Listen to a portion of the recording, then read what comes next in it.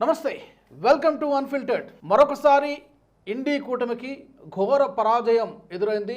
మహారాష్ట్రలో జరిగినటువంటి బీఎంసీ ఎన్నికల్లో మహాయుతి కూటమి ఘన విజయం సాధించింది. మొత్తం 227 స్థానాలకు ఎన్నికలు జరిగాయి. ఇందులో థంపింగ్ విక్టరీ నమోదు చేసింది ఎన్డీఏ కూటమి లేదా మహాయుతి కూటమి. సుమారుగా 1700 మంది అభ్యర్థులు పోటీ చేశారు. మరి ఈ ఎన్నికలకు సంబంధించి ఈ విజయాన్ని ఎలా చూడాలి, రాజకీయ ప్రాధాన్యత ఏంటి, రిచెస్ట్ స్థానిక సంస్థల ఎన్నికలు అత్యంత కాస్ట్లీ ఎన్నికలన్నీ కూడా చెప్తున్నారు. దీని గురించి మాట్లాడదాం. నాతో స్టూడియోలో అందుబాటులో ఉన్నారు సీనియర్ జర్నలిస్ట్ సురేష్ కోచాటిల్ గారు. సురేష్ గారు నమస్తే. రాజు గారు, మరొకసారి అదే రిజల్ట్ రిపీట్ అయింది. ఈ రిజల్ట్ మనకి ఏం చెప్తోంది? What does it indicate? ఇప్పుడు ఈ జరిగిన మహారాష్ట్రలో ఉన్న municipal corporation election 29 municipal corporation election జరిగింది. బృహన్ ముంబై దాంట్లో ఒకటే. ఈ 29లో 27లో బీజేపీ ప్లస్ వాళ్ళ alliance partner mostly Shinde faction ముందుకున్నారు. కొన్ని చోట్లలో బీజేపీ ఒంటరిగా పోటీ చేస్తున్నారు, అక్కడ కూడా వాళ్ళు గెలుచుకున్నారు. రెండే స్థానాల్లో నాకు ఇప్పుడు దాకా వచ్చిన ఇన్ఫర్మేషన్ ప్రకారం లాతూర్ ఒకటి అండ్ దాని తర్వాత పర్బణి, ఇది రెండు మనకి దగ్గర ఇక్కడి నుంచి తెలంగాణ నుంచి. ఈ రెండు స్థానాల్లోనే కాంగ్రెస్ ముందుకుంది. దీనికన్నా ముందు కూడా కాంగ్రెస్ అక్కడే ముందుకుంటారు. దేశ్ముఖ్ గారి ఏరియా అది చాలా మటుకు వాళ్ళ పట్టు ఉంది, ఫ్యామిలీ పట్టు ఇప్పుడు కూడా అక్కడ ఉంది. కానీ దాని చూడంగానే మనం చూస్తుందంటే మెయిన్లీ మనం చూస్తుంది బీఎంసీ. ఎందుకంటే బృహన్ ముంబై మున్సిపల్ కార్పొరేషన్ మీరు చెప్పినట్ల richest civic body in the country. మన దేశంలో ఉన్న కొన్ని రాష్ట్రాల కన్నా ఎక్కువ బడ్జెట్ వాళ్ళకు ఉంది. 74,000 కోట్లు. వాళ్ళు 6 మున్సిపల్ హాస్పిటల్ నడిపిస్తారు. మన దగ్గర హాస్పిటల్ ఎవరు జిహెచ్ఎంసీ నడిపారు. అట్లాంటి చాలా మట్టుకు వాళ్ళ దగ్గర పబ్లిక్ ఫెసిలిటీస్ వాళ్ళు నడిపిస్తారు. దట్ ఈస్ వై వాళ్ళ దగ్గర ఇంత డబ్బులు ఉందన్నమాట. అది కాకుండా ముంబై కూడా ఫైనాన్షియల్ క్యాపిటల్ భారతదేశంలో, అక్కడే మ్యాక్సిమం కలెక్షన్ నడుస్తుంది. ఈ అన్ని చూసినప్పుడు ఇక్కడ మెయిన్గా ఈసారి జరిగింది ఏంటంటే దేవేంద్ర ఫడ్నవీస్ గారి లీడర్షిప్. ఎందుకంటే ఈ ఎలక్షన్లో ఈ 29 మున్సిపల్ కార్పొరేషన్ ఎలక్షన్లో నరేంద్ర మోదీ గారు వెళ్ళలేదు, అమిత్ షా గారు రాలేదు, యోగి ఆదిత్యనాథ్ గారు రాలేదు, బీజేపీ వీళ్ళెవ్వరిని కింద దింపలేదు ఎలక్షన్ క్యాంపెయిన్. అవసరం లేదనుకుంది అవసరం. కానీ సెకండ్ రంగ్ లీడర్స్ని తీసుకొచ్చారు. అన్నామలై తమిళనాడు నుంచి, కేరళ నుంచి లీడర్సు, మన కర్ణాటక నుంచి ఉన్న లీడర్సు, అది కాకుండా నార్త్ ఇండియా నుంచి, ఆ కౌ బెల్ట్ నుంచి, అది కాకుండా ప్రతి ముఖ్యమంత్రి ప్రతి స్టేట్ నుంచి వచ్చి క్యాంపెయిన్ చేసి వెళ్ళారు. ఎందుకంటే ముంబై అనగానే ఈ మరాఠీ మానూస్ అని మాట్లాడతారు వీళ్ళు, రాజ్ ఠాకరే, ఉద్ధవ్ ఠాకరే. ఒక టైంలో 67 నుంచి 70% మహారాష్ట్రియన్స్ ఉన్న ముంబైలో ఇప్పుడు 40% కూడా లేరు. చాలామంది అక్కడి నుంచి మైగ్రేట్ అయిపోయారు. అటువైపు పూణేకి వెళ్ళిపోయారు, కొంతమంది నాగ్పూర్కి వెళ్ళిపోయారు. ఎందుకంటే ముంబై అనగానే అది అక్కడ ఒక చిన్న ఫ్లాట్ తీసుకోవాలంటే కూడా మీకు 2-3 కోట్లు అవుతుంది. చిన్నది 800 ఇంత చిన్న ఫ్లాట్ కూడా అంత డబ్బులు పెట్టాల్సి వస్తుంది. No longer livable city in that sense of the word. అంటే మీకు డబ్బులు ఉంటేనే మీరు అక్కడ ఉండొచ్చు అంత. కానీ బొంబాయిలో అందరు బతుకుతారు, డబ్బులు ఉన్నోడు డబ్బులు లేనోడు అందరు బతుకుతారు. అక్కడ చాలా మటుకు ఇప్పుడు మనం చూసాం చాల్ రిజువినేషన్, అంటే అక్కడ ఉన్న స్లమ్స్ని కొంచెం, చాల్స్ స్లమ్ అని చెప్పలేము మనం, చిన్న చిన్న రూమ్లు ఉన్నదంతా డెమాలిష్ చేసి దాన్ని బాగా కట్టి ఇచ్చారు ఈ గవర్నమెంట్. దాంట్కి వీళ్ళకి చాలా మటుకు బృహన్ ముంబై కార్పొరేషన్లో పనికొచ్చింది ఎలక్షన్లో. 500 స్క్వేర్ ఫీట్ 550 స్క్వేర్ ఫీట్ ఇల్లు ఒక ముంబైలో ఉండడం అంటే చాలా పెద్ద న్యూస్. అది రీడెవలప్ చేసి వాళ్ళకి ఇచ్చారు, రిటర్న్ ఇచ్చారు. అది కాకుండా ఈ municipal corporation, Brihan Mumbai municipal corporation అన్నిటికంటే ప్రెస్టీజియస్. 29లో అన్నిటికంటే ఎక్కువ టెన్షన్ దానికే నడుస్తుంది. దాంట్లో మనం చూసినట్టయితే రాజు గారు, ఇప్పుడు దాకా లాస్ట్ 20 సంవత్సరాల నుంచి శివసేన 1990 నుంచి 35 అని చెప్పొచ్చు, దాంట్లో 10 సంవత్సరాలు వాళ్ళు ఒంటరిగా చేశారు. దాని తర్వాత బీజేపీతోని టైప్ పెట్టుకొని బీజేపీ జూనియర్ పార్ట్నర్గా ఉండిపోయింది, సీనియర్ పార్ట్నర్ కాదు. బాలాసాహెబ్ ఠాకరే టైం నుంచి బృహన్ ముంబై కార్పొరేషన్ శివసేన కమాండ్లోనే ఉంది, వాళ్ళ మేయరే నడిపిస్తారు. కానీ ఈసారి జరిగింది మనకు అందరు తెలుసు. దీనికన్నా ముందు కూడా స్ప్లిట్ అయింది శివసేన. ఒకవైపు షిండే ఫ్యాక్షన్, ఇంకొక వైపు ఉద్ధవ్ ఠాకరే ఫ్యాక్షన్. ఇద్దరిలో ఎవరు ఒరిజినల్ శివసేన అని చెప్పి అది లాస్ట్ ఎలక్షన్లో చేరిపోయింది. 90 స్థానాల్లో పోటీ చేస్తున్న షిండే ఫ్యాక్షన్ 60 స్థానాల్లో గెలిచింది, which is a big number. BJP కూడా చాలా బాగా పర్ఫామ్ చేశారు. బీజేపీకి ఎక్కువ సీట్లు వచ్చినాయి. దాంట్లో బీజేపీ ముఖ్యమంత్రిగా దేవేంద్ర ఫడ్నవీస్ గారు ముఖ్యమంత్రిగా ఎన్నికయ్యారు. ఇది పరిస్థితి. ఫస్ట్ టైం ఒక బీజేపీ మేయర్ బృహన్ ముంబై కార్పొరేషన్కి రాబోతున్నారు. ఇప్పుడు డిబేట్ ఏంటంటే అది మరాఠీ మేయర్ ఉంటారా, నార్త్ ఇండియన్ ఉంటారా అని ఒక డిబేట్ నడుస్తుంది. కానీ అది మరాఠీ మేయరే ఉంటారు, దాంట్లో డౌట్ లేదు. సెంటిమెంట్ ఉంటుంది. సెంటిమెంట్ వాళ్ళ సిటీ వాళ్ళ మేయరే ఉండాల్సింది. కానీ అన్నిటికంటే ఇంపార్టెంట్ ఏంటంటే ఈ ఎలక్షన్లో వచ్చిన లెసన్స్ ఏంటి? మీరు చెప్పారు కూటమి గురించి మాట్లాడారు. యాక్చువల్లీ కూటమి లేకుండా అక్కడ ఒక్క స్థానాల్లో కూడా కూటమి లేదు. ఎవరికి వాళ్ళే పోటీ చేశారు. శివసేన ఒక్కటే, రాజ్ ఠాక్రే, ఉద్ధవ్ ఠాక్రే, అది కూడా 3 వారాల ముందు డిసైడ్ చేసి ఎలక్షన్లో ఒక ఒప్పందానికి వచ్చారు. కానీ దాంట్లో కూడా పనికి రాలేదు. రాజ్ ఠాక్రేకి ఇప్పుడు దాకా అనుకుంటాం బహుశా 6 సీట్లు కూడా రాలేదు, 5 వచ్చింది, లాస్ట్ టైం 7 వచ్చినాయి. అంత ఆ పరిస్థితులు ఉన్నారు వీళ్ళు. అదే టైంలో ఉద్ధవ్ ఠాక్రే ఇక మరాఠీ మానూస్ అని చెప్పి ఒక కాన్సెప్ట్ తీసుకొచ్చి మన అందరికి తెలిసింది. మరాఠీ మానూస్ అంటే బేసిక్లీ అక్కడున్న మరాఠీ వాళ్ళ కోసం, వాళ్ళ అస్మిత కోసం, వాళ్ళ ప్రెస్టీజ్ కోసం తీసుకొచ్చిన పిలుపు. అంటే ఇప్పుడు బాలాసాహెబ్ ఠాక్రే టైం నుంచి మీకు గుర్తుంటుంది, సౌత్ ఇండియన్స్ మీద దాడి చేయడము, బీహార్ నుంచి యూపీ నుంచి వచ్చిన వాళ్ళని కొట్టడము, ఆటో రిక్షా డ్రైవర్లు ఈ ఠేలా వాళ్ళని కొట్టడం, ఇదంతా జరిగింది. దాని తర్వాతనే కొంచెం సర్దుమదింది, అది కొంచెం తగ్గింది. ఎందుకంటే ముంబై అనగానే ఒక సిటీ, ఒక మ్యాగ్నెట్ లాగా రాజుగారు. ఎవరైనా ఎందుకని ముందు చెప్పాను, ఎవరైనా వచ్చి బతకొచ్చు అక్కడ. 50 రూపాయలు సంపాదిస్తున్న మంచి, 5 లక్షలు సంపాదించిన మంచి దినానికి ఇద్దరు బతకొచ్చు. అయితే అట్లాంటి సిటీ అది. It has enough job opportunities అన్నమాట. కానీ అక్కడ ఉన్న ఇన్ఫ్రాస్ట్రక్చర్ చాలా మటుకు క్రంబల్ అయింది. Especially mass transportation system. వాళ్ళ లోకల్ ట్రైన్ మనకు తెలిసింది, చాలా ఫేమస్. అది 10 నిమిషాలకు ఆగిపోతే ముంబై ఆగిపోయినట్లేదు. సెంట్రల్ రైల్వే కానీ, వెస్టర్న్ రైల్వే కానీ, ఇదంతా. సో దాన్ని మార్చడానికి చాలా మటుకు సక్సెసివ్ గవర్నమెంట్ ట్రై చేశారు. కానీ దీనికన్నా ముందున్న ఉద్ధవ్ ఠాక్రే గవర్నమెంట్, అంటే వాళ్ళు పరిపాలించినప్పుడు దీన్ని ఆపెట్టారు, మొత్తం మెట్రోని. కొత్త మెట్రో సిస్టమ్ కడదాని రాగానే ఆదిత్య ఠాక్రే ఈ గ్రీన్ మూవ్మెంట్లో పడి అక్కడ పేజ్ 3 క్రౌడ్తో తిరిగి ఆయన ఆర్ఏలో ఉన్న మిల్క్, అక్కడ డిపో, ఆర్ఏ మిల్క్ కాలనీలో ఉన్న డిపోని ఆపేసి ఈ ప్రాజెక్ట్ని డిలే చేశారు చాలా మటుకు. ముంబైలో ఓవర్ వెళ్ళడానికి ఇంకా ఛాన్స్ లేదు మీకు. ముంబై ఒక ఐలాండ్, ఒకవైపు కొండలు, ఇంకోవైపు సముద్రం. మీ ఎక్స్పాన్షన్ అంతా వర్టికల్గా ఉండాలి, బిల్డింగ్లు అన్నీ వర్టికల్గా వెళ్తాయి. మన హైదరాబాద్ అట్లా కాదు. మీరు ఇక్కడ నుంచి 100 కిలోమీటర్లు పోతే కూడా హైదరాబాద్ ప్లాటో లాగానే ఉండిపోతుంది. ఇక్కడ 60 ఫ్లోర్లు 70 ఫ్లోర్లు అక్కర్లేదు. ఇట్ ఇస్ ఓన్లీ ఫ్యాడ్ అనమాట. ఒక ఏం చెప్తారు, ముంబై లాగా మనం కూడా కడదాం అక్కర్లేదు. ఎందుకంటే we have land, enough land. Mumbai లాగా, ముంబై ఎట్లా కాదు, ముంబై పూణే వైపు వెళ్ళింది. మీకు ఎప్పుడు కూడా తెలుసు డెక్కన్ క్వీన్ అని చెప్పి ఒక ట్రైన్ ఉంది. దాంట్లో ఎన్నో సంవత్సరాల నుంచి మనుషులు, ప్రజలు, ముంబైలో ఉన్న ప్రజలు పూణేలో వెళ్ళి పనిచేస్తారు. పొద్దున వెళ్తారు, సాయంత్రం వచ్చేస్తారు. ఎన్నో సంవత్సరాలు నడుస్తుంది అదనమాట. సో అట్లాంటి ఒక సిటీ ఇది. సో అట్లానే పక్కన థానే, ఇటు నవీ ముంబై, ఇదంతా డెవలప్ అయింది. ఈ డెవలప్ అయినప్పుడు కూడా చాలా మటుకు డెవలప్మెంట్ జరిగింది ఎప్పుడు అనేది కూడా ప్రశ్న వస్తుంది. మెట్రో అందరికి తెలిసిందే, దేవేందర్ ఫడ్నవీస్ గారు పుష్ చేశారు. బుల్లెట్ ట్రైన్ ఆపిపెట్టిన మనిషి ఉద్ధవ్ ఠాక్రే. ఇదంతా వీళ్ళ అగేన్స్ట్గా వచ్చింది, నెగటివ్గా. నవీ ముంబై ఎయిర్పోర్ట్ 1997లో అప్రూవ్ అయింది. ఒక ఇటుక కూడా జరగలేదు 2015 దాకా. 2015లో దీన్ని ప్రగతి ప్రాజెక్ట్ కింద ప్రైమ్ మినిస్టర్ రివ్యూ కింద తీసుకొచ్చిన తర్వాత ఫాస్ట్ ట్రాక్ చేసి 2025లో ఎయిర్పోర్ట్ ఇనాగ్రేట్ చేశారు. కావాలంటే చేయొచ్చు. బుల్లెట్ ట్రైన్ కూడా అంతే, అహ్మదాబాద్ ముంబై బుల్లెట్ ట్రైన్ చాలా బాగా నడుస్తుంది, అది ప్రోగ్రెస్ నడుస్తుంది. బహుశా 2-3 సంవత్సరాలు దాని ఇనాగ్రేషన్ కూడా అయిపోతుంది. కానీ ఇప్పుడు జరిగిన ఎలక్షన్లో మనం చూడాల్సిందంటే ఎందుకు బీజేపీ బాగా పర్ఫామ్ చేశారు. ఎందుకంటే ఇప్పుడున్న బీజేపీ ఏమనుకున్నారంటే వాళ్ళకు ఒక 90 స్థానాల కన్నా ఎక్కువ వస్తే బాగుంటుంది అనుకున్నారు. 90 దాకా చేరుకోలేదు, ఇంకా దగ్గర ఉన్నారు. 100 వచ్చేస్తే ఇంకా బాగుంటుంది అనుకున్నారు. ఆన్ దేర్ ఓన్ 114 వస్తే ఇంకా బాగుంటుండే. కానీ వాళ్ళు సీట్లు తక్కువ పోటీ చేశారు. 90 సీట్ల దాకా షిండే గారికి ఇచ్చారు, షిండే వాళ్ళ గ్రూప్కి ఇచ్చారు. ఈ బిఎంసీలో ఇప్పుడు జరగబోతున్న మార్పుల గురించే ఇంకా మాటలు ఇప్పుడు నడుస్తుంది. ఎందుకంటే కార్పొరేటర్ అనగానే రాజుగారు మీకు తెలిసిందే ఒక లోకల్ లెవెల్లో డీల్ చేస్తారు. మన దగ్గర కూడా జిహెచ్ఎంసీ కూడా అంతే. మీ ఇంట్లో నీళ్ళు రావట్లేదు, డ్రైనేజ్ ప్రాబ్లం ఉంది, కరెంటు సరఫరా కరెక్ట్ లేదు, వర్షం పడితే చెరువులాగా అయిపోతుంది ఇల్లు, ఇట్లాంటి చాలా సమస్యలు ఉంటుంది, చిన్న చిన్న ప్రాబ్లమ్స్ ఉంటుంది. అది మీరు ఒక ఎమ్మెల్యే దగ్గర వెళ్ళలేరు, కలవడు కూడా ఎమ్మెల్యే. కానీ ఒక కార్పొరేటర్ చేస్తారు. చాలామంది కార్పొరేటర్లు పని మీద ఉంటారు పొద్దున్న సాయంత్రం దాకా. సరే, దీంట్లో డబ్బులు చాలా సంపాదిస్తారు, ఇల్లీగల్ మెథడ్స్ అన్నీ ఉన్నాయి. కానీ లోకల్ లెవెల్కి మీకు ఇష్యూ సార్ట్ చేయాలంటే అది కార్పొరేటర్ చేస్తారు.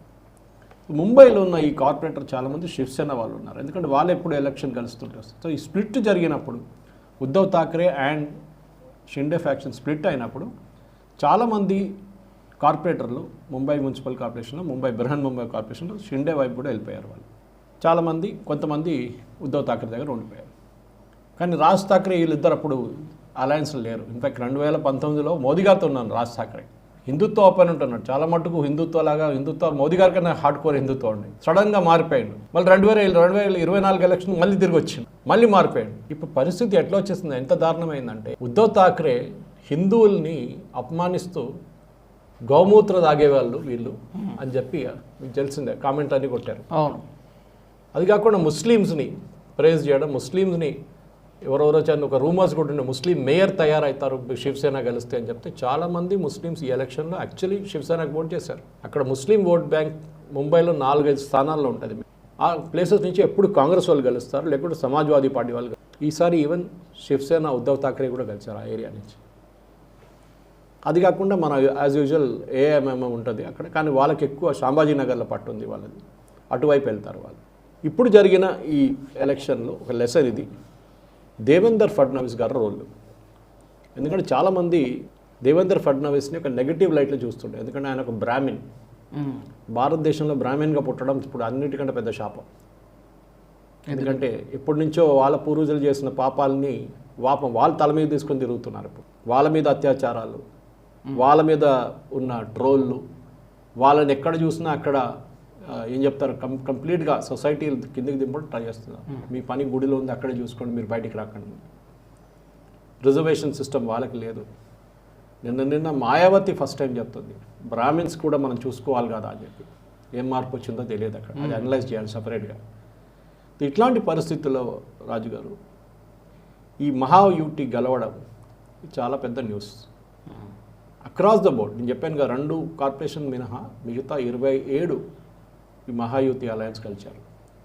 దాంట్లో రెండవది అన్నిటికంటే పెద్ద ఒక సర్ప్రైజ్ అనేది పూణేలో జరిగింది. ముంబై అంత సర్ప్రైజ్ కాదు, లేకుండా ముంబై గెలుస్తారని తెలిసిపోయింది. కానీ పూణే అనగానే అజిత్ పవార్ పట్టు.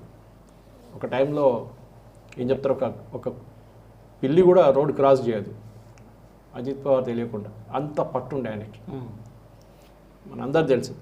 ఆ పట్టు నుంచి ఈసారి బీజేపీ కొట్టేసి ఓడిపోతున్నారని తెలిసిన ఏరియాలో పూణేలో అజిత్ పవార్ వాళ్ళ అంకుల్ శరద్ పవార్తో కలిశారు.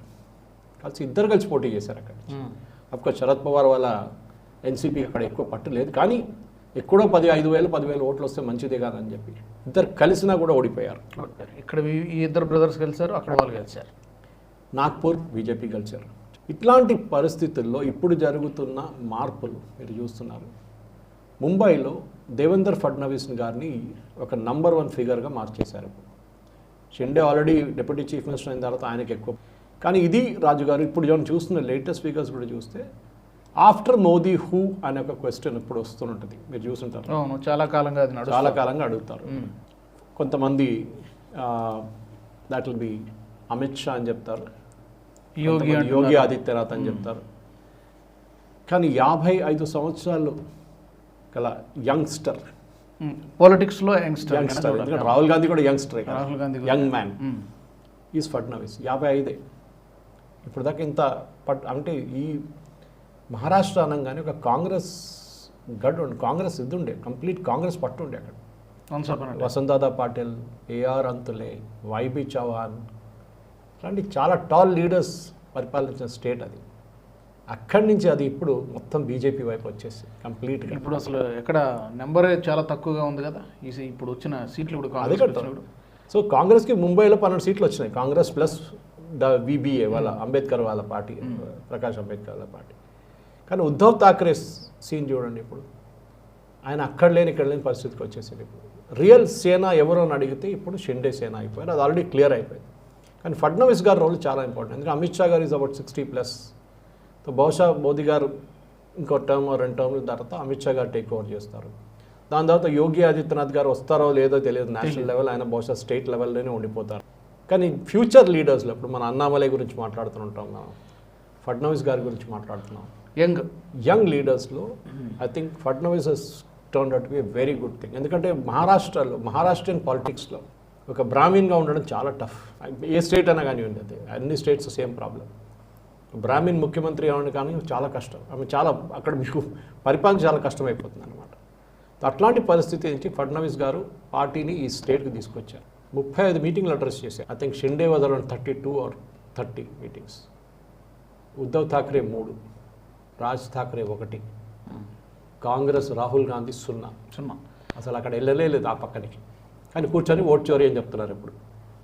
ఇప్పుడు మాట్లాడతారు. మీ పార్టీని హెల్ప్ చేయకుండా మీరు కొలంబియాకో వియట్నాంకో వెళ్తుంటే ఎట్లా నడుస్తుందండి?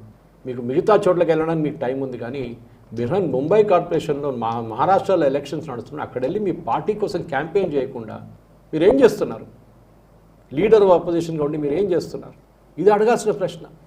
అప్పుడు అంటారు మోదీ గారు వెళ్ళలేదు అంటారు. మోదీ గారు వెళ్ళలేదు, కానీ వాళ్ళు లోకల్ లీడర్స్ చూసుకున్నారు. అక్కడ మీ వైపు లోకల్ లీడర్స్ వెళ్ళలేదు, క్యాండిడేట్స్ లేకుండే. లాస్ట్ స్టేజ్కి వచ్చినప్పుడు ముంబైలో నామినేషన్ ఫైల్ చేయడానికి క్యాండిడేట్ దొరకలేదు వాళ్ళకి, కాంగ్రెస్కి. ఆ పరిస్థితులు, ఆ దారుణమైన పరిస్థితికి వచ్చేసారు వాళ్ళు. సో రాజుగారు ఇప్పుడు ఈ ఎలక్షన్ రిజల్ట్ ఒకటి, ఎందుకంటే ఇప్పుడు కూడా మనం ఇప్పుడు మనం మాట్లాడుతున్నప్పుడు 208 సీట్లు వచ్చినాయి. బహుశా అది సాయంత్రం దాకా వచ్చేది 227లో వచ్చేసింది. ఇప్పుడు బీజేపీ ఆల్రెడీ 118 వచ్చేసింది. వాళ్ళు పాసిబ్లీ 125 లేకుండా 130 దాకా వెళ్తారు, 130 దాకా వెళ్తారు. దాంట్లో ప్రాబ్లం లేదు. మనం చూస్తున్నట్ల నాగ్పూర్లో బీజేపీకి అబ్సల్యూట్ మెజారిటీ, బీజేపీ అలయన్స్కి 113 సీట్లు 151లో. నాసిక్లో 60 సీట్లు బీజేపీకి వచ్చేసినాయి 122లో. ఓన్లీ బీజేపీ, అక్కడ అలయన్స్ లేదు. థానేలో 25 బీజేపీకి 131, అక్కడ ఇంకా చాలా రావాల్సిన 51 వచ్చినాయి ఇప్పుడు దాకా. ఇట్లాంటి చాలా ప్లేసెస్. సంభాజీనగర్లో బీజేపీకి 49, అక్కడ ఎంఐఎం చాలా బాగా పర్ఫామ్ చేశారు. సో ఇక్కడ కూడా బీజేపీకి వాళ్ళ ఇట్స్ ఓన్ మెజారిటీ రావడానికి విత్ అలయన్స్ కూడా తీసుకొని మన షిండే గ్రూప్తో చేశారు. నాగ్పూర్ నేను చెప్పాను 113 బీజేపీకి, 151లో అలయన్స్కి. ఇట్లాంటి ప్రతి కాన్స్టిట్యున్సీ మీరు పెంపరించేవాడు చూడండి, అది కాకుండా షోలాపూర్ చూడండి, అమరావతి చూడండి, మీకు అన్ని స్థానాల్లో అకోలా, అది కాకుండా చంద్రాపూర్, పర్బణి అండ్ లాతూర్, ఈ 2 స్థానాల్లోనే ఒకటి పర్బణిలో ఏమో శివసేన ఉద్ధవ్ ఠాక్రే అండ్ లాతూర్లో ఏమో కాంగ్రెస్. అది ఎప్పటి నుంచో కాంగ్రెస్కి ఒక స్ట్రాంగ్ పాయింట్. అది దానికి మనం హైదరాబాద్ చాలా దగ్గర మనకి లాతూర్. కానీ దీంట్లో ఒక పెద్ద లెసన్ ఏంటంటే, ఒకటి మీ పార్టీని ఒక 24/7 పార్టీగా నడిపిస్తారా, లేకుంటే 9 to 5 పార్టీ నడిపి. ఇవాళ రాజ్దీప్ సర్దేశాయ్ దాని గురించి చెప్పినప్పుడు నాకు చాలా ఆశ్చర్యం అనిపించింది. ఎందుకంటే Rajdeep Sardesai is total anti BJP. ఆయన అన్నారు పార్ట్ టైం పొలిటీషియన్ అనేది పొలిటిక్స్లో ఉండకూడదు అని చెప్పారు. రాహుల్ గాంధీని ఉద్దేశించి మాట్లాడారు. అది కాకుండా ఆయన చెప్పారు బీజేపీ అనగానే ఒక ఎలక్షన్ కాగానే నెక్స్ట్ ఎలక్షన్కి రెడీ అయిపోతారు ఇమీడియట్గా. బీహార్ అయిపోయింది, బెంగాల్కి వెళ్ళిపోయారు వాళ్ళు ఆల్రెడీ. ఈయనేమో వియట్నాంలో ఎదిగి కూర్చున్నారు. వాళ్ళ సిస్టర్ని అన్నారంట, నువ్వు చూసుకో క్యాండిడేట్ సెలెక్షన్. ఏంటండి అది? బీజేపీ 24/7 పనిచేస్తున్న పార్టీ అని చెప్పిన, అదే టైం కాంగ్రెస్ 9 to 5 పనిచేసే పార్టీ అని చెప్పిన. పొద్దున్న దాకా సాయంత్రం పనిచేసి వెళ్ళిపోతారు అందరింటికి. అది డిఫరెన్స్. ఎలక్షన్ అనగానే, పాలిటిక్స్ అనగానే మీరు దాంట్లో ఫుల్ టైం ఉండాల్సింది. మీరు పార్ట్ టైంగా పనిచేయలేరు దాంట్లో. ఇది నేర్చుకోవాల్సింది. ఒకటి మీ పార్టీ మెషినరీని, ప్రతి ఓటర్ని బూత్కి తీసుకురావడం అన్నిటికంటే పెద్ద ఛాలెంజ్. పవన్ కళ్యాణ్ గారు ఫస్ట్ టర్మ్లో నేర్చుకున్నారు ఈ లెసన్. సెకండ్ టర్మ్లో కరెక్ట్ చేసుకుని 100% హిట్ రేట్ కొట్టారు, స్ట్రైక్ రేట్. ఇది ఇంపార్టెంట్. మీ ఓటర్ని మీరు వాళ్ళ ఇంటి నుంచి బూత్ దాకా తీసుకురావడం మీ రెస్పాన్సిబిలిటీ. అంటే ఫిజికలీ తీసుకురావడం కాదు, అంటే ఎన్ష్యూరింగ్ దట్ బూత్ మేనేజ్మెంట్ అనేది అన్నిటికంటే ఇంపార్టెంట్. ఈ పరిస్థితుల్లో రాజుగారు ఇప్పుడు జరగబోయే ఇంకా పెద్ద పెద్ద ఎలక్షన్లు ఏం లేవు. వెస్ట్ బెంగాల్ ఒకటి ఉందనుకోండి, కానీ మహారాష్ట్ర ఏం చూపిస్తుందంటే ఒక స్ట్రాంగ్ రీజనల్ లీడర్ బీజేపీ వైపు నుంచి ఉంటే వాళ్ళు మేనేజ్ చేసుకుంటారు. ఇక్కడే బీజేపీకి గుజరాత్లో ఒక ప్రాబ్లం ఉంది. గుజరాత్లో బీజేపీకి ఒక స్ట్రాంగ్ లీడర్ లేరు, మార్చుకుంటే వస్తున్నారు ముఖ్యమంత్రి లేరు. మోదీ గారు బయటకు వచ్చిన తర్వాత అసలు ఒక లీడర్ కూడా స్టేబుల్గా లేరు అక్కడ. కానీ మోదీ గారి ఇమేజ్ మీద ఎలక్షన్ కలిసి నడుస్తుంది. బీహార్లో అదే జరిగింది. బీహార్లో సుశీల్ కుమార్ షిండే గారు పోయిన తర్వాత ఎవరు లేరు అక్కడ. అస్సాంలో Himanta Biswa Sharma again very strong leader. మొత్తం నార్త్ ఈస్ట్ ఆయన చూసుకుంటారు, అస్సాం స్పెషలీ ఆయన చూసుకుంటారు. ఉత్తరప్రదేశ్ యోగి ఆదిత్యనాథ్. కానీ అదే సేమ్ టైం మీరు అడగొచ్చు, రాజస్థాన్లో ఎందుకు వసుంధరాజేని తీసుకురాలేదు, ఒక ఎప్పుడు తెలియని లీడర్ మీరు ఎట్లా తీసుకొచ్చారంటే, yes, that is also good question. BJP second rank లీడర్స్కి చాలా ఛాన్స్ ఇస్తారు. ఎక్కడ లేని నితిన్ నబీన్ అని చెప్పిన ఎవరు తెలియకున్న ఒక మనిషిని తీసుకొచ్చి లీడర్ని తీసుకొచ్చి పార్టీ ప్రెసిడెంట్గా చేసి ఇప్పుడు 20వ తారీఖు ఆయన టేక్ ఓవర్ చేస్తున్నారు, ఫుల్ టైం ప్రెసిడెంట్. ఆలోచించండి, ఇది కాంగ్రెస్లో ఎప్పుడైనా జరగవచ్చా? లేదు. సరే ఆయన తీసుకొచ్చి ఖర్గే గారిని పెట్టాలి, లేకుంటే ఖర్గే గారి పాప ఒక బీఫామ్ కూడా ఇష్యూ చేయలేడు.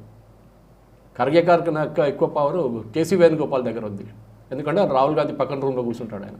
దానికోసం ఈ ప్రైవేట్ లిమిటెడ్ కంపెనీకి కాడర్ బేస్ పార్టీకి ఇదే డిఫరెన్స్ అన్నమాట.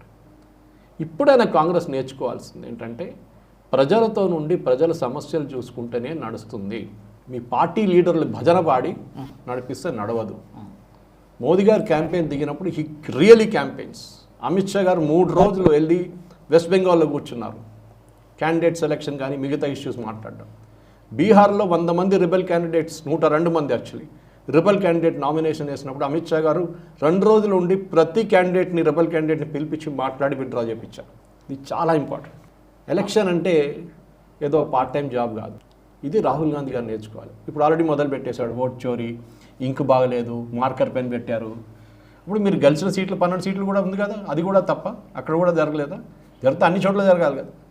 Should learn the art of defeat. Failure అనేది యాక్సెప్ట్ చేయడం నేర్చుకోవాలి. ఒలింపిక్స్లో 100 మీటర్స్ ఓడిపోయిన మిగతా 7 మంది ఏడవరు కూర్చొని, అది జరిగింది ఇది జరిగిందని. యూ హ్యావ్ లాస్ట్, అంతే, ఫినిష్డ్. 4 సంవత్సరాలు ప్రిపేర్ చేసి వచ్చే 9 సెకండ్స్లో అయిపోతుంది మీ రేస్, జీవితం అయిపోతుంది అక్కడ, ఫినిష్డ్ అంతే. మళ్ళీ 4 సంవత్సరాలు వెయిట్ చేయాలి, అప్పటిదాకా ఉంటారో లేదో తెలియదు. అది ప్రాబ్లం. సో ఈ మహారాష్ట్ర ఎలక్షన్స్లో ఇప్పుడు చూస్తున్న మన ఈ పర్టికులర్ పొజిషన్లో ఫడ్నవీస్ గారి రోల్ చాలా ఇంపార్టెంట్, షిండే గారి రోల్ కూడా ఇంపార్టెంట్. ఎందుకంటే మరాఠీ మానుస్ ఇది north Indian vote plus south Indian vote plus Maharashtrians vote కూడా మొత్తం బీజేపీకి వచ్చింది చాలా మటుకు. 40 నుంచి 50% మహారాష్ట్రన్ ఓటు కూడా బీజేపీకి వచ్చింది త్రూ షిండే ఫ్యాక్షన్.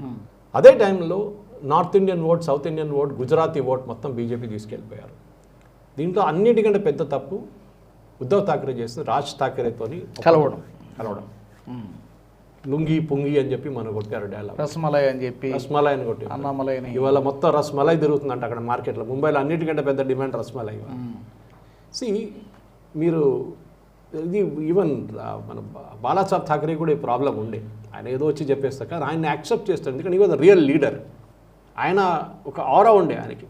ఫస్ట్ ఆయన ప్యూర్ మరాఠీ ఉండే, మరాఠీ మానూస్, మరాఠాల కోసం చెప్పి. తర్వాత ఆయన హిందుత్వ అయిపోయారు, టోటల్ హిందుత్వ. ఇప్పుడున్న మోదీ గారి కన్నా అమిత్ షా కన్నా చాలా కట్టర్ హిందూ బాలాసాహెబ్ ఠాక్రే.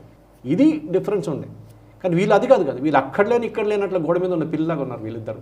ముస్లిం ఓట్లు అడుగుతున్నారు, ఆలోచించండి. బాలాసాహెబ్ ఠాక్రే ఉంటే వీళ్ళు పిలిచి 2 చంప మీద 2 కొడుతుండే. ఇప్పుడు ముస్లిం ఓట్లు అడుగుతారని చెప్పి ఇప్పుడు వెళ్ళి ముస్లిం ఓటు కింద ముస్లిం మేయర్ని పెడతాం మేము, మాకు ఏ ఓట్లు వేయండి అని చెప్పేసి ఆలోచించి ఏ దారుణ పరిస్థితికి వచ్చేసారు వీళ్ళు. వీళ్ళకంటే ఒక ఐడియాలజీ లేదు, ఐడియాలజీ ఉన్నది కూడా అమ్ముకున్నారు మొత్తం. సోనియా గాంధీని కలిసిన మనిషి గురించి ఒక డిస్క్రిప్షన్ ఇచ్చాడు బాలాసాహెబ్ ఠాక్రే, పాత ఒక వీడియో ఉంది, నేను ఇక్కడ చెప్పాను ఎందుకంటే it not a right word to use here. ఆలోచించి అదే పని చేశాడు కొడుకు. పాప ఆయన పైన కూర్చొని చూస్తున్న ఏడుస్తున్నట్టు అక్కడే పోయింది పార్టీ, పోయింది. కోర్ ఐడియాలజీని మీరు ఎప్పుడు మర్చిపోకూడదు. నేను బీజేపీ గురించి ఎప్పుడు చెప్తూ ఉంటాను ఇదే మాట. మీకు ముస్లిమ్స్ ఓట్ వేయరు, మేబీ ఒక 2% వేస్తారు ఎప్పుడో అక్కడ, ఏరు వాళ్ళు. దావుదీ బోరాస్ ముస్లిమ్స్ వేస్తారేమో, వాళ్ళు they are very close to BJP, Modi గారితో చాలా క్లోజ్ ఉంటారు. వాళ్ళు ముస్లిమ్స్ అని అంగీకరించరు, వీళ్ళు అహ్మదియా ముస్లిమ్స్ అంగీకరించరు, ఓవేసీ వాళ్ళు ముస్లిమ్సే కాదంటారు. మీ core voter bank Hindu, you have to accept that. మీరు వెళ్ళి వాళ్ళ దగ్గర వీళ్ళ దగ్గర మైనారిటీ స్కీమ్ అదంతా నడవదు. మీ కోర్ ఓటర్ బ్యాంక్ని మర్చిపోతే అంతే సంగతి. వాళ్ళు రేపు మీతో ఉండరు, ఇంకా రేపు అవడానికి ఇంకా స్ట్రాంగ్ హిందుత్వ పార్టీ వస్తే వాళ్ళ దగ్గరికి వెళ్ళిపోతారు. BJP is lucky that way. ఎప్పుడు మనం చెప్తుంటే రాహుల్ గాంధీ అందరికన్నా బీజేపీ స్టార్ క్యాంపెయినర్ ఇండైరెక్ట్లీ చాలాసార్లు ప్రూవ్ అయింది. అదే ఉంటా. సో మనకి రేపు బహుశా రేపు సాయంత్రం, ఇవాళ రాత్రి లేకుంటే రేపు పొద్దున్న దాకా we will get the entire analysis. So దాంతో తర్వాత మనం కాబట్టి రేపు కూర్చొని ఇంకొకసారి దీన్ని థ్రెడ్ బేర్ అనాలిసిస్ చేయొచ్చు. కానీ ఇప్పటికైతే బీజేపీ స్వీపింగ్ మహారాష్ట్ర 29లో 27 కార్పొరేషన్లు బీజేపీ కొట్టేస్తున్నారు. అంటే బీజేపీ విక్టరీ, ఘన విజయం, ప్లస్ దర్ అలైస్ మహాయుతి. ఒకప్పుడు ఉనికే లేదనుకున్నటువంటి పరిస్థితి నుంచి, జూనియర్ పార్ట్నర్గా ఉన్నటువంటి పరిస్థితి నుంచి ఈ రోజున డ్రైవింగ్ సీట్లో కూర్చొని కమాండ్ చేయగలిగేటువంటి పరిస్థితికి వచ్చిందంటే అంత పరిశ్రమ. సురేష్ గారు, మొత్తానికి ఒకప్పుడు అసలు ఉనికే లేనటువంటి పరిస్థితి, అంతా మరాఠా ప్రజలను మాత్రమే యాక్సెప్ట్ చేసినటువంటి పరిస్థితి నుంచి, తర్వాత జూనియర్ పార్ట్నర్గా ఉన్నటువంటి పరిస్థితి నుంచి ఈరోజు డ్రైవింగ్ సీట్లో కూర్చొని కమాండ్ చేయగలిగేటువంటి పరిస్థితికి బీజేపీ వచ్చిందంటే ఎంత ఎఫర్ట్ దాని వెనకాల ఉందన్నది అర్థం చేసుకోవాలి. డెవలప్మెంట్ మోడల్కి ప్రజలు పట్టం కట్టినట్టుగా మనకు చాలా స్పష్టంగా అర్థమవుతుంది. Thank you very much Suresh గారు, ధన్యవాదాలు. మరి ఈ టాపిక్కి సంబంధించి మీ అభిప్రాయాలు ఏమైనా ఉంటే తప్పకుండా కామెంట్ సెక్షన్లో పెట్టండి. అలాగే అన్ఫిల్టర్డ్లో ఇంకా ఎలాంటి టాపిక్స్ని మీరు కోరుకుంటున్నారో అది కూడా మీరు కామెంట్స్ ద్వారా మాకు తెలియజేయవచ్చు. మరొక ఎపిసోడ్లో మళ్ళీ కలుసుకుందాం. జై హింద్. ఈ వీడియో మీకు నచ్చినట్టయితే లైక్ చేయండి, 10 మందికి షేర్ చేయండి. అలాగే కామెంట్ల రూపంలో మీ అభిప్రాయాలను మాతో పంచుకోండి. Nationalist hub group of channels ను సబ్స్క్రైబ్ చేసుకుని తెలుగునాట జాతీయవాద జర్నలిజాన్ని ప్రోత్సహించండి. ఈ వీడియో కింద ఉన్న బెల్ ఐకాన్ పై క్లిక్ చేయడం మర్చిపోవద్దు.